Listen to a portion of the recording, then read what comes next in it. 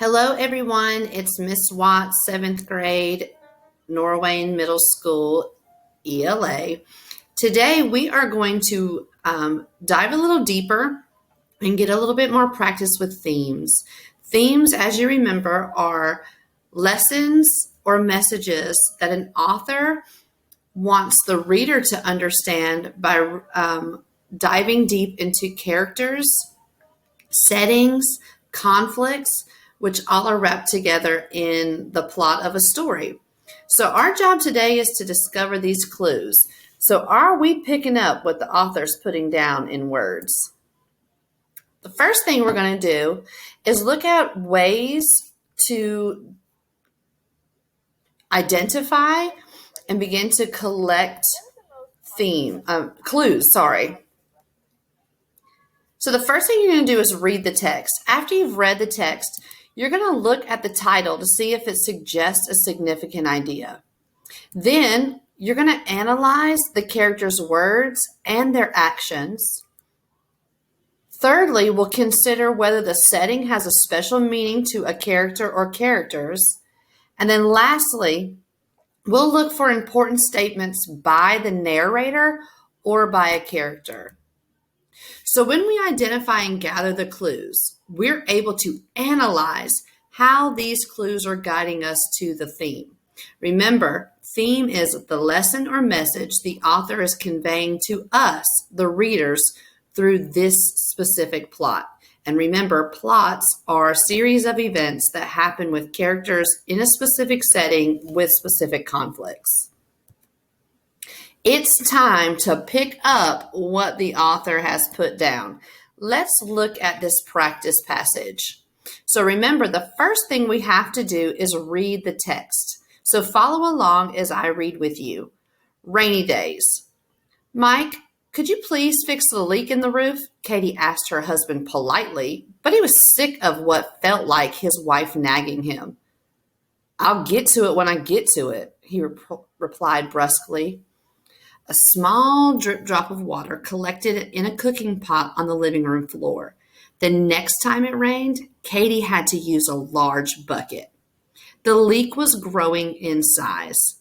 Mike, I really need you to patch the roof. It's getting worse.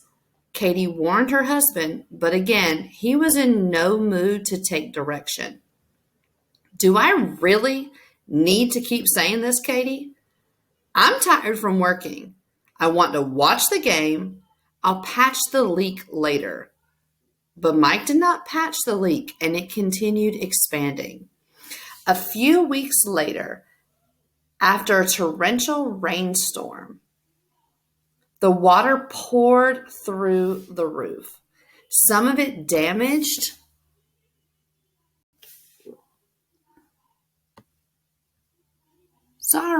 Some of it damaged the floor, but Mike didn't even seem to notice until the rain fell on his widescreen television.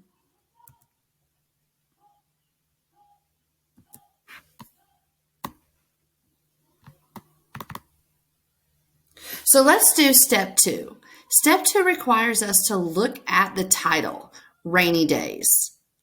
This title helps us to see that there's a conflict that's surrounding rain and its impact on Katie and Mike. We may not have figured that out to begin with just by looking at the title. That's why it's so important to read the entire text and then go back and decipher and collect clues. Step 3. We have to analyze the character's words and actions. So I've gone through and highlighted everything Katie says and does in pink, and I've highlighted what Mike says and does in blue. So firstly, Katie says, Mike, could you please fix the leak in the roof? And she asked her husband politely. This informs us that Katie notices a problem and desires her husband to fix the leak. Her tone is kind and polite. Mike's first response or words in the text are, I'll get to it when I get to it. And he replied brusquely. This informs us that Mike doesn't respond to Katie's request and is bothered by it, meaning he doesn't actually fix the leak. Katie's conflict equals the leak, but Mike's conflict is Katie. Then, because the leak is getting worse, Katie had to use a large bucket. This shows us that Katie attempts to help eliminate the effects of her conflict. Remember, her conflict is the leak, but it will continue to be present without Mike's help with patching the roof. Then she says, Mike, I really need you to patch the roof. It's getting worse. Katie warned her husband. Look at that word warned.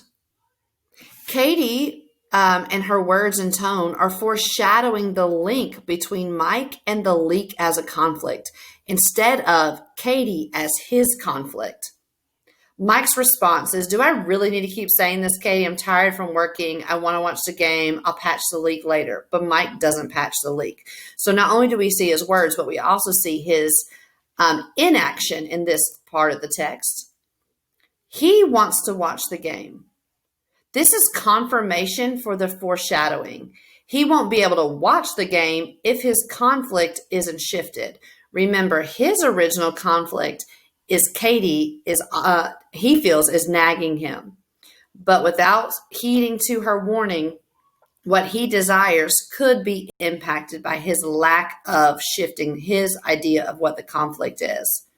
Lastly, we know that there's a bad rainstorm, and Mike didn't even seem to notice that it was raining until it fell on his widescreen TV.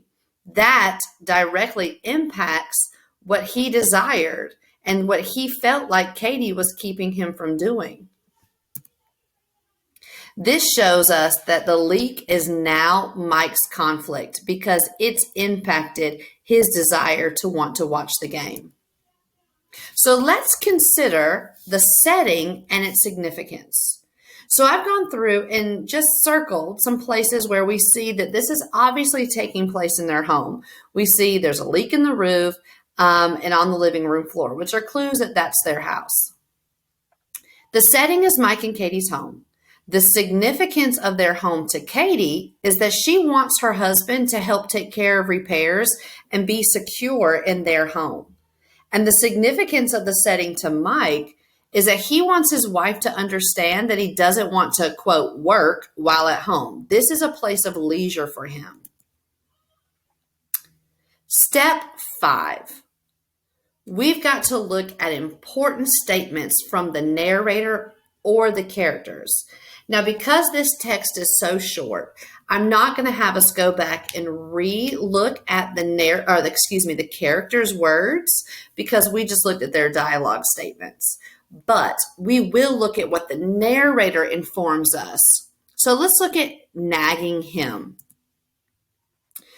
The narrator details the progression of the leak from a minor leak to a major one, and its ultimate ruin of the one unwilling to address it from the beginning. When Katie first tells him that there's a leak, he infers and then begins to direct his irritation toward Katie because he feels like she's nagging him. And the narrator tells us that.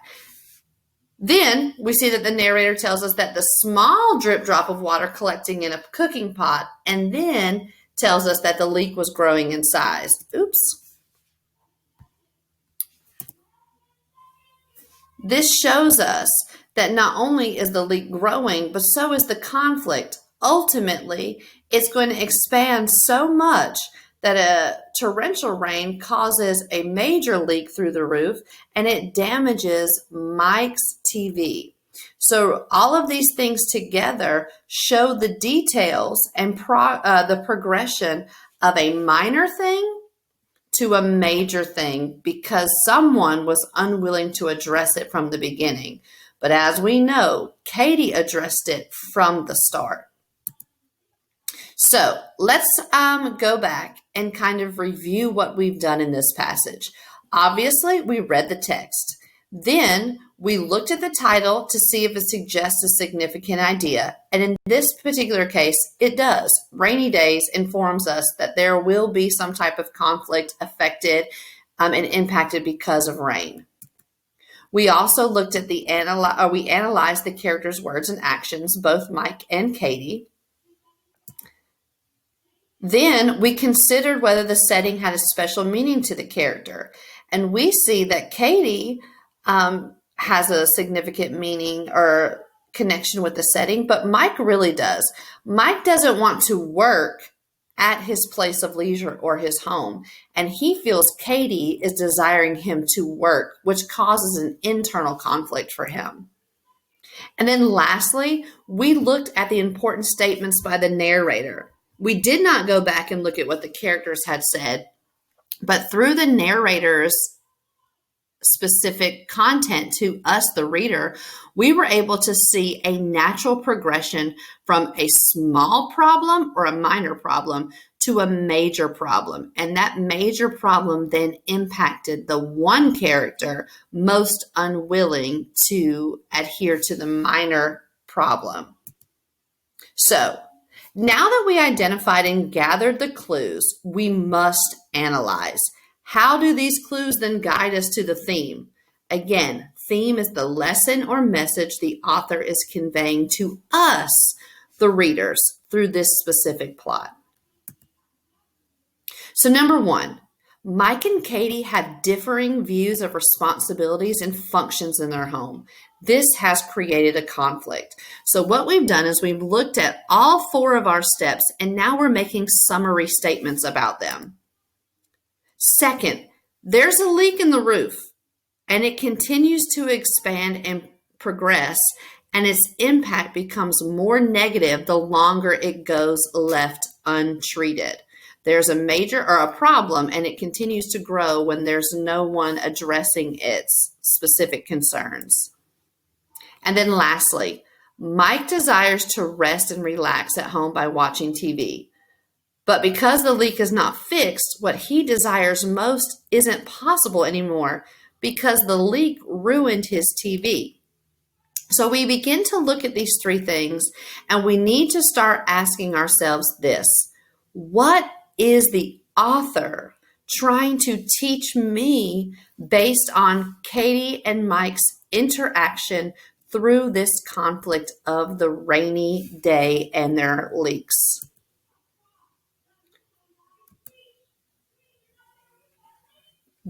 So these are two possible scenarios or themes from this text. Do not wait until a problem gets out of control to address it, and be receptive to others' advice. Let's look at that question one more time. What is the lesson or theme that we should learn from Mike's refusal to fix the problem when it first appeared? This is a lesson statement. Do not wait until a problem gets out of control to address it. Although we are not Mike and Katie and we're not experiencing leaks per se in our homes, this is a lesson that we could easily apply even to our current situations.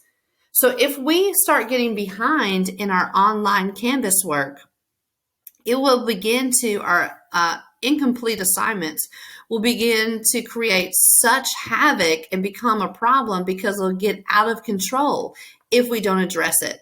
The best thing that we can apply from this text and then to our own lives is, hey, once we see that we have a problem or an assignment, let's address it so it doesn't get out of control. Also, a theme that can come from this text between Mike and Katie is that we should be receptive to others' advice. When we have relationship with people, and in this case, Mike and Katie are married, which would imply that they have a special connection or a special relationship. He should be willing to receive from her or be receptive to her advice. Hey, Mike, let's fix the leak before it becomes a bigger problem.